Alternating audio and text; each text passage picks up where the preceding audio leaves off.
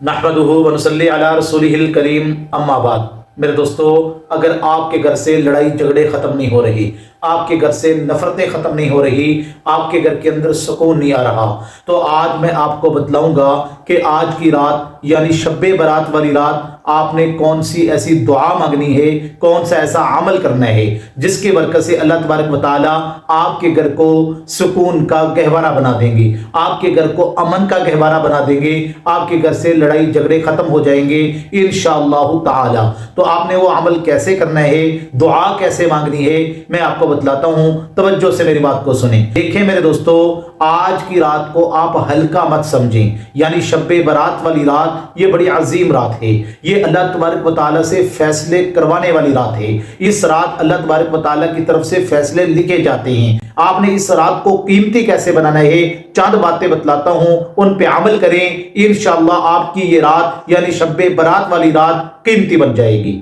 دیکھیں میرے دوستو، پہلے نمبر پہ آپ نے اس رات کو اللہ تبارک و تعالیٰ سے دعائیں مانگتے ہوئے گزارنا ہے۔ اللہ تبارک و تعالیٰ سے جس طرح آپ چاہیں دعا مانگ سکتے ہیں، کیونکہ ہر بندے کی دعا مانگنے کا انداز اپنا ہوتا ہے، ہر بندے کی دعا مانگنے کی کیفیت اپنی ہوتی ہے۔ عاجزی کے ساتھ، انکساری کے ساتھ، رو کر، گڑ گڑا کر اللہ تبارک و تعالیٰ سے مانگیں۔ جو آپ کی حاجت ہے، جو آپ کی ضرورت ہے، جو آپ کو تکلیف اور پریشانی ہے، اپنے دکھ اور درد اپنے اللہ کو سنائیں میرے دوستو، اور اس انداز سے سنائیں کہ اللہ تبارک و تعالیٰ کو آپ کے اوپر ترس آ جائے، اللہ کو رحم آ جائے، اور اللہ آپ کے اس مسئلے کو حل فرما دے۔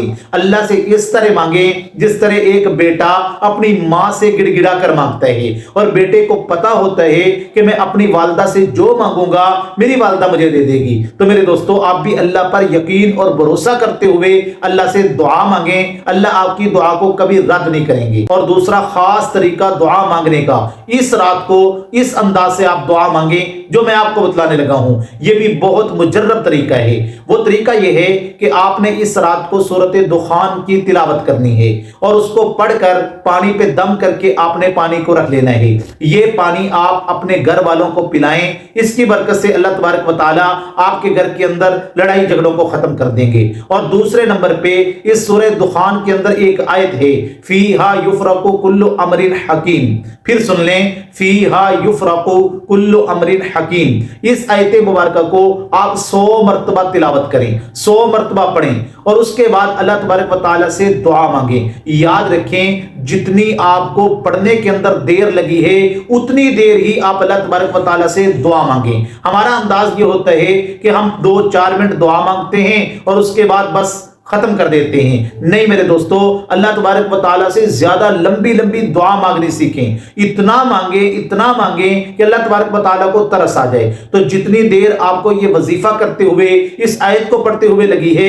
کم از کم اتنی دیر تو آپ اللہ تبارک و تعالیٰ سے ہاتھ اٹھا کے عاجزی کے ساتھ، انکساری کے ساتھ دعا مانگیں۔ اس کے بعد جو آپ کی ضرورت ہے، آپ کی پریشانی ہے، اللہ کے سامنے رکھیں۔ مجھے یقین ہے کہ انشاءاللہ اس عمل کی برکت سے بھی اللہ تبارک و تعالیٰ آپ کے معاملات کو حل فرما دیں گے۔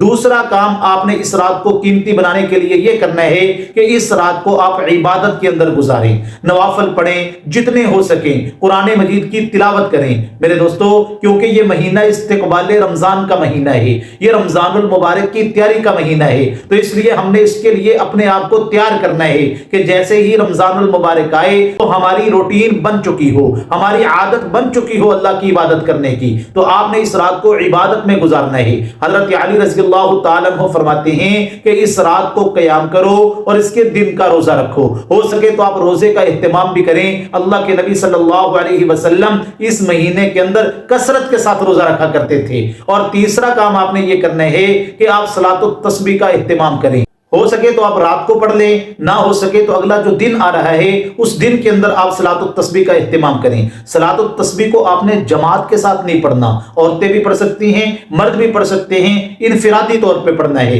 کیونکہ نفلوں کی جماعت نہیں ہوتی میرے دوستو۔ تہجد کی نماز کو آپ دیکھ لیں کہ تہجد کی نماز فرض نمازوں کے بعد سب سے افضل نماز ہے، لیکن اس کی جماعت نہیں ہے، انفرادی نماز ہے، تو آپ اس کو انفرادی طور پہ پڑھیں، اس کی بھی بڑی فضیلت ہے۔ اللہ کے نبی علیہ الصلوۃ والسلام السلام نے اپنے چچا سے فرمایا تھا چچا میرا دل کرتا ہے کہ اس کو آپ روزانہ پڑھیں، نہ ہو سکے تو ہفتے میں ایک مرتبہ، نہ ہو سکے تو مہینے میں ایک مرتبہ، نہ ہو سکے تو سال میں ایک مرتبہ، اگر یہ بھی نہ ہو سکے نا تو چچا زندگی میں ایک مرتبہ اس کو ضرور پڑھ لینا۔